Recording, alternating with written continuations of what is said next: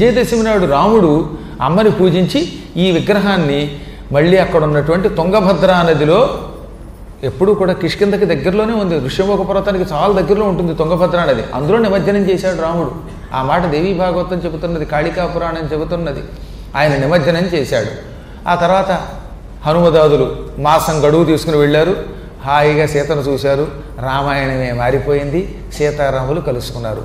రాముడంతటి వాడు పూజ చేసి అమ్మ అనుగ్రహం పొంది పైగా శమీ వృక్షానికి కూడా పూజ చేశాట ఆయన. అమ్మ పూజ అయ్యాక విజయదశమి నాడు జమ్మి చెట్టుకు కూడా పూజ చేశాడు. అందుకే రామస్యాక్లిష్టకర్మిణి అని శ్లోకం. ఎవరు మార్చేశారో తెలియదు కానీ విజయదశమి నాడు ఒక శ్లోకం ఉంది. మంత్రశాస్త్రాలన్నిటిలో అదే శ్లోకం ఉంది. కావాలంటే ప్రామాణిక పండితులను అడగండి, ఆ శ్లోకం మీకు పంపిస్తాను. శమీ శమయతే పాపం, శమీ శత్రు వినాశిని, అర్జునస్య ధనుర్ధారి, రామస్యాక్లిష్టకర్మిణి. అది శ్లోకం. దాన్ని రామస్య ప్రియదర్శినిగా మార్చారు మహానుభావులు. అసలు నిజానికి రామస్య ప్రియదర్శిని ఏ పురాణంలో ఈ మంత్రశాస్త్రాల్లో లేదు. మంత్రశాస్త్రాల్లో రామస్య అక్లిష్టకర్మిణి, రాముడికి సులభముగా పనిచేసి పెట్టావు అంటే రాముడి భార్యను అందజేసావు అని ఉందన్నమాట. రాముడు జమ్మికి ప్రదక్షిణ చేశాడు. ఆ తర్వాతే ఆయన అమ్మ అనుగ్రహం సంపూర్ణంగా పొందాడు. ఇది ఈ కథ చాలా గొప్ప కథట.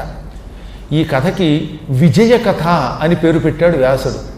రాముడికి విజయం తెచ్చిపెట్టిన కథ. అమ్మవారు ఆయనకి పూజ విజయంగా పూర్తయ్యేలా చేసి విజయవంతంగా పూజ చేయించుకుని ఆయనకి విజయాన్ని ప్రసాదించినటువంటి కథ. అందుకే ఈ కథ రామకథ, రామాకథ, విజయ కథ, దివ్య కథ అని ప్రసిద్ధికెక్కింది.